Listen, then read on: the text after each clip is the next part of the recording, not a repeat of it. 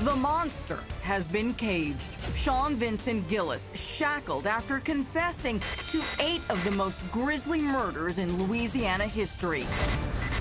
But could a calculated risk by detectives end up setting him free? If he would be willing to tell us some information that would absolutely tie him to other homicides, we were certainly willing to listen. Here's the problem. During his interrogation, Gillis did request an attorney. So now his graphic and gruesome confession describing his thrill kills in sickening detail can't be used in court. To be absolutely clear here, you knew you had him on 3 murders. Yes.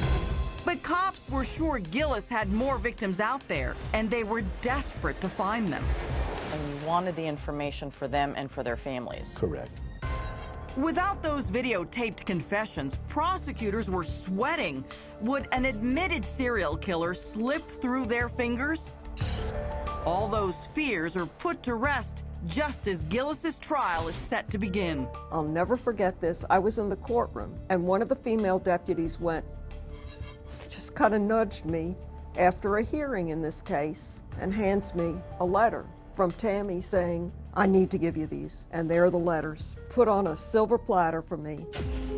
Those letters are from Tammy Prepara, a friend of Gillis's final victim, Donna Johnston. Tammy's been corresponding with Sean Vincent Gillis in jail. And I went, bingo, bingo, that's another nail in his coffin. She said, "I never thought he would answer me. Honest to goodness, I never thought he'd be so stupid to answer me." But Gillis does answer, and within those letters, an absolute bombshell, a written confession. Gillis details Donna's last moments from the eyes of her killer. He writes, "Your friend died quickly. She was so drunk it only took about 1.5 minutes to succumb to unconsciousness and then death. Honestly, her last words were, 'I can't breathe.' Yours oh so beyond sorry, Sean Vincent Gillis."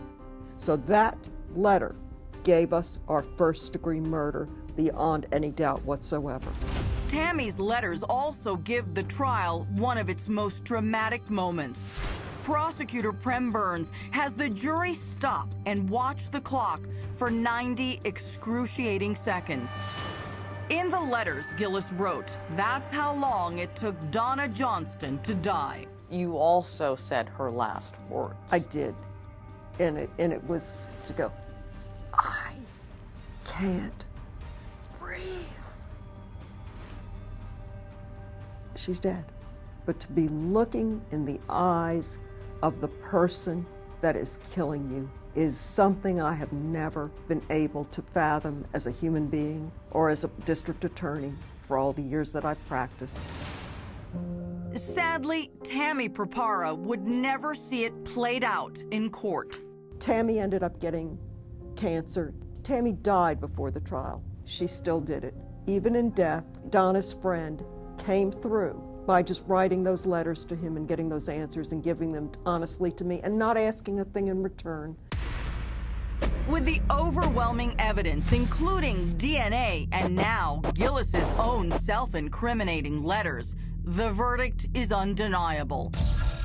Guilty of first-degree murder and sentenced to 3 life terms. I think if Sean had not been apprehended, he would have continued to kill. At Gillis's house in a quiet neighborhood, a magnolia tree blooms in the front yard. Inside is where some of the most unspeakable acts played out on a kitchen floor.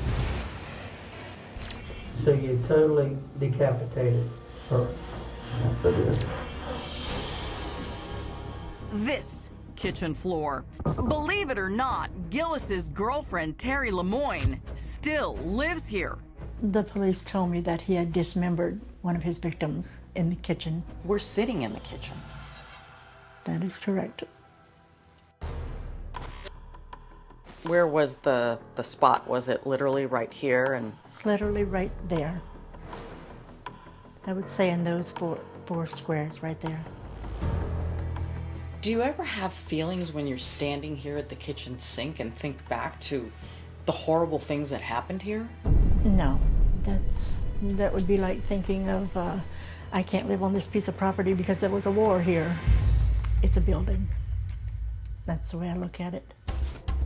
And the memories of madness aren't confined to the house. Gillis's blood-soaked car, Gillis nicknamed Buffy after the TV show Buffy the Vampire Slayer, still sits rotting in Terry's backyard. You bought this car for Sean. Yes. And what did he end up doing with it? Hunting for women to kill and transporting dead bodies. Do you think you're going to end up selling this to someone who has like a morbid collection of things having to do with serial killers? I have no idea. I've thought of donating the thing. The company that I bought it from, they didn't want it back because they said it was a biohazard. Well, yeah. And I've never bothered myself with it, actually.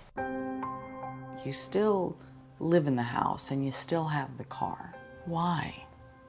The house didn't do anything wrong. I mean, what was left of what he did has been disposed of. It's been taken away. So you don't feel a bad or negative energy in this house? No. Too much good has happened since.